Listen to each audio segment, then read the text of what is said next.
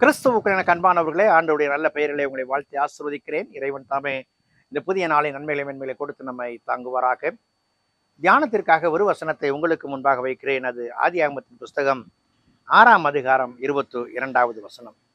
நோவா அப்படியே செய்தான், தேவன் தனக்கு கட்டளையிட்டபடியெல்லாம் அவன் செய்து முடித்தான். பாருங்கள், வேதம் அழகாக சொல்லுகிறது, கர்த்தர் எனக்காக யாவையும் செய்து முடிப்பார். சங்கீதம் 138:8 வருகிறது. ஆனால் இங்கு ஆண்டவர் என்ன கட்டளையை நோவாவுக்கு கொடுத்தாரோ அதன்படி அவன் செய்தான், அவை எல்லாவற்றையும் செய்து முடித்தான் என்று பார்க்கிறோம். அநேக நேரங்களிலே சொல்லுவார்கள், அவருக்கு என்னங்க ஈஸியா சொல்லிட்டாரு, செஞ்சு பார்த்தா தானே தெரியும்ட்டு. நான் யோசிச்சு பார்ப்போம்.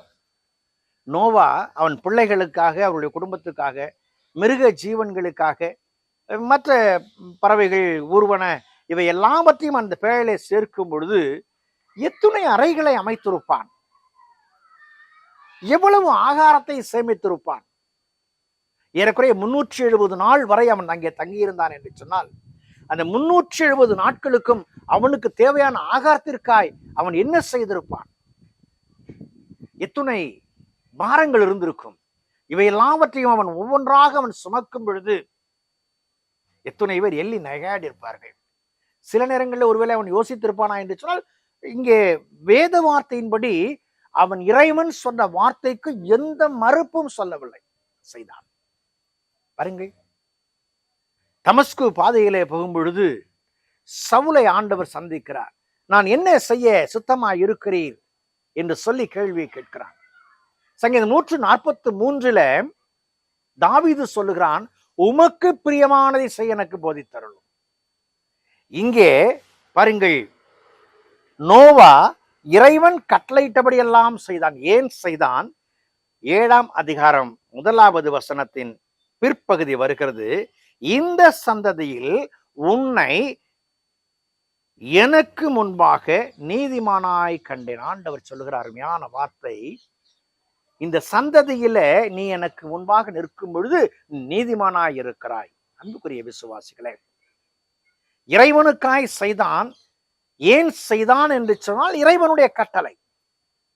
அந்த கட்டளையை செய்யும் பொழுது, ஏன் இந்த கட்டளை ஆண்டவர் கொடுத்தார் என்று சொன்னால், அவனை நீதிமானாய் பார்த்து கொடுத்திருக்கிறார். இன்றைக்கு ஆண்டவர் உங்களையும் என்னையும் பார்க்கும் பொழுது நம்ம யாராய் பார்க்கிறார்? வேதம் சொல்லுகிறது, உபாகமத்தின் புஸ்தகம் 28ஆம் அதிகாரம் 1வது வசனத்துல, இன்று நான் உனக்கு விதிக்கிற உன் தேவனாகிய கர்த்தருடைய கட்டளை எல்லாம் செய்ய நீ கவனமாய் இருக்கும்படிக்கு. என் ஆண்டவர் அவ்வப்போது நம்மோடு தம்முடைய பிள்ளைகள் வழியாய், வேதத்தின் வழியாய் பேசுகிறார். அவர் பேசுகிற வார்த்தைகளை கவனமாய் செவி கொடுப்போம் என்று சொன்னால், என்னை கொண்டு என் ஆண்டவர் செய்ய நினைக்கிற அத்துணை காரியங்களையும் சமூகத்தில் செய்ய முடியும். அன்புக்குரிய விசுவாசிகளே, இந்த தபசு காலங்கள்ல என் ஆண்டவர் என்ன செய்ய சொல்லுகிறார் என்பதை கேட்டு செய்ய முற்படுவோம். கடவுள் நம்மை ஆசீர்வதிப்பார். ஜெபம் செய்வோம். பரிசுத்தமும் கிருபையும் நிறைந்த எங்கள் அன்பின் ஆண்டவரே, இந்த நாளிலும் கூட நாங்கள் உமக்கு நன்றி செலுத்துகிறோம். உமக்கு பிரியமானதை நாங்கள் செய்யத்தக்கதாக நீர் எங்களுக்கு போதியும் சுவாமி.